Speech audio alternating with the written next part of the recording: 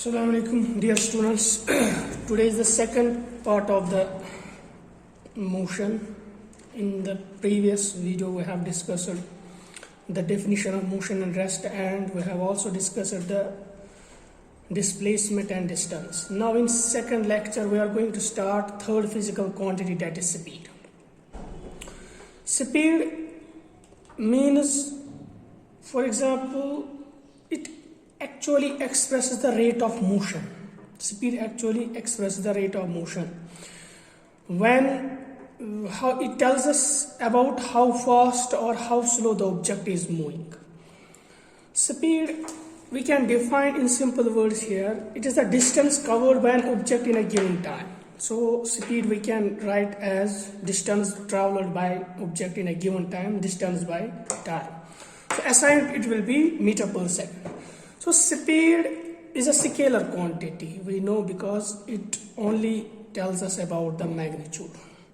So speed, so it can be defined as we have already defined, distance covered by an object in given time. Now second, we want to explain types of speed. We have written here two types of speed: uniform speed and non-uniform. Uniform speed means in which the body covers equal distances in equal interval of time. For example, a car has started its motion from, let us suppose, from point A, and in 1 hour it covers 30 kilometers, reaches to point B, and in next 1 hour it covers another 30 kilometers, and in next reaches point C, and in final in 1 hour reaches to destination point D, again covers 30 kilometers. So here we can see body is covering equal distance in equal interval of time. So it means when the body traverses equal distance in equal interval of time, we say body is moving with uniform speed, constant speed. Now second is non-uniform speed. Non-uniform speed means when the body covers equal distance but in unequal interval of time, or sometimes unequal distance in equal interval of time. For example, in 1 hour body may cover 30 kilometers. In next 1 hour it may cover 45 kilometers. In next it may cover 92 kilometers. So here the speed varies. So when the speed of the body varies, we say body is moving, object is having, it is moving with non-uniform speed, variable speed. So this is the uniform and non-uniform speed. Now we want to define third, that is the average speed. When the body is moving with non-uniform speed, that time we want to calculate the average speed.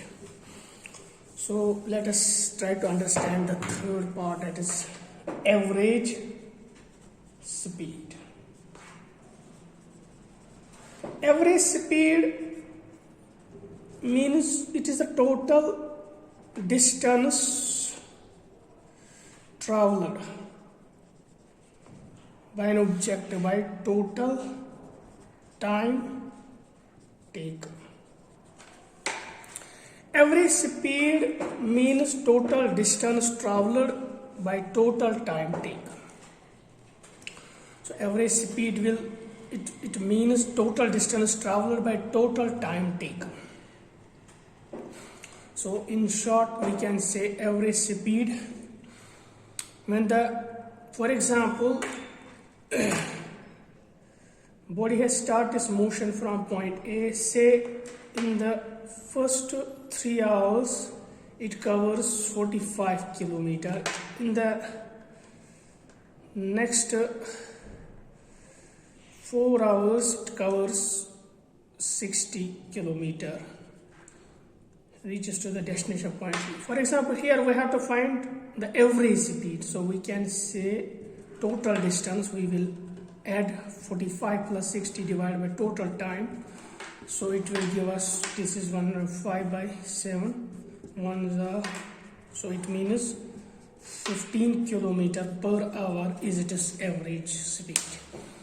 And remember, average speed is always calculated once the motion is completed. So we can only calculate the average speed, the average value, once the motion has has been completed. So when the motion is completed, we can calculate the average speed. Now another physical quantity we want to define, that is velocity.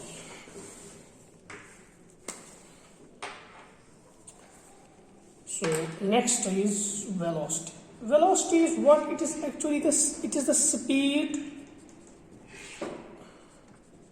of an object in a given direction.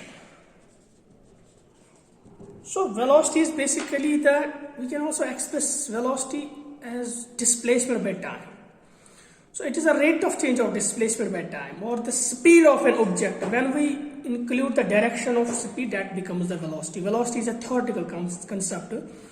It is basically a vector quantity. Velocity we can write v vector is equal to s vector by t, where s is displacement. So velocity is displacement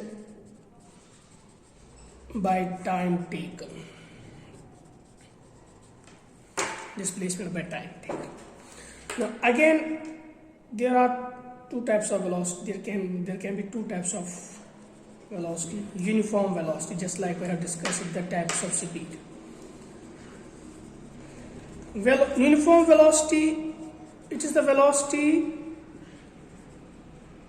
in which the magnitude as well as direction is constant.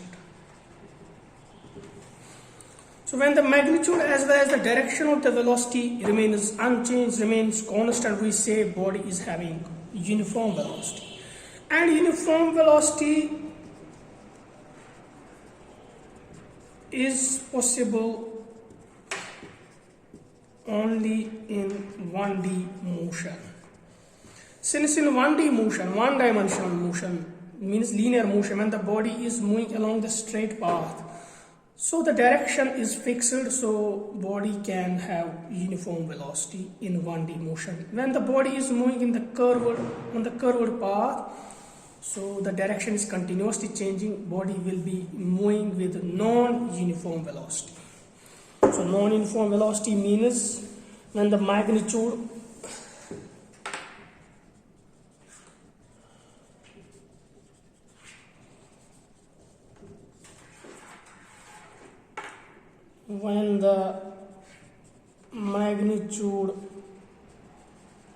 as well as the direction of velocity gets changed,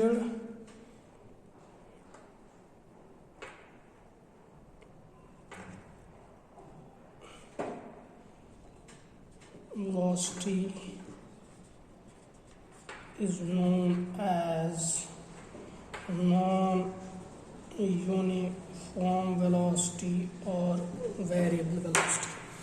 So when the magnitude of the velocity is changing, when the direction of the velocity is changing, or when both magnitude as well as direction gets changed, we say the velocity is known as the non-uniform velocity or the variable velocity.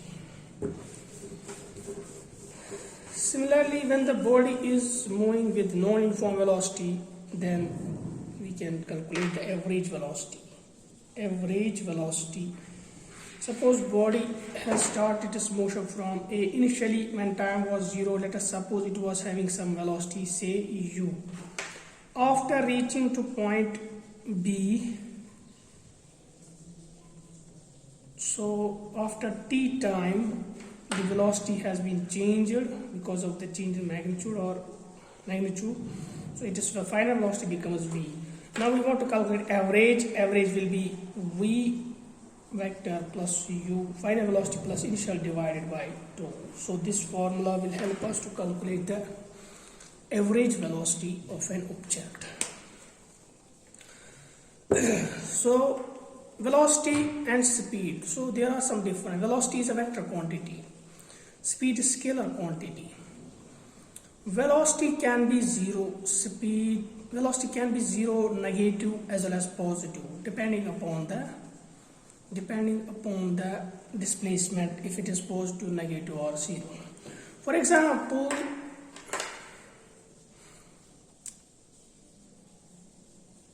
body has started its motion from point A and it moves in a circular path, reaches finally back to the point A. Speed we want to calculate, it will be the complete circumference, that is the distance covered. Distance covered will be here equal to circumference of circle, that is 2 pi r by t. So speed. But when you want to calculate velocity since the initial point coincides with the final point, so velocity will become zero, because velocity is displacement by time. So here the displacement is zero, so velocity is also zero. So it means the magnitude of speed will be always greater or equal to magnitude of velocity. In linear motion, straight line motion direction is already fixed, so speed can be equal to magnitude of speed can be equal to magnitude of velocity. Or in some situation, the speed can be greater than the magnitude of velocity.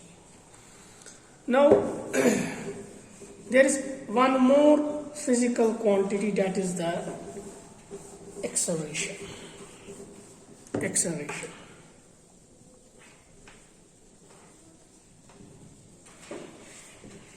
Acceleration is the change. It is the change in velocity. Change in velocity in a given time. Acceleration, again, it is a vector quantity. Change in velocity. Change is always calculated final velocity minus initial velocity by time taken. So this is change in velocity by time taken. This is the acceleration. The rate of change of velocity of an object is introduced a new term, that is the acceleration.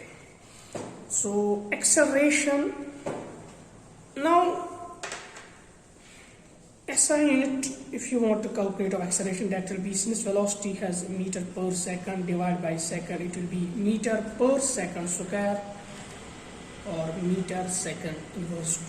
So this is the SI unit of acceleration. Now, if the magnitude of final velocity is less than magnitude of initial velocity, then what will become? Acceleration will be, in that case, negative. This is called actually the retardation. Negative acceleration is known as retardation or deceleration. Negative acceleration. So in that case,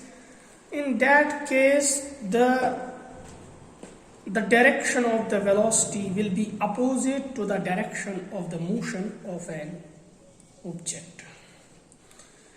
If the magnitude of final velocity is greater than the magnitude, then acceleration will be positive. It means body is accelerating.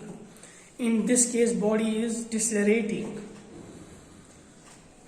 When the change is zero, for example, when final velocity becomes equal to initial velocity, then acceleration will become zero.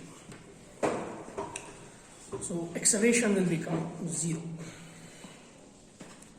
Similarly, there can be uniform acceleration as well as non-uniform acceleration. Inshallah, we are discussing that part in the next part, lecture 3. Thanks.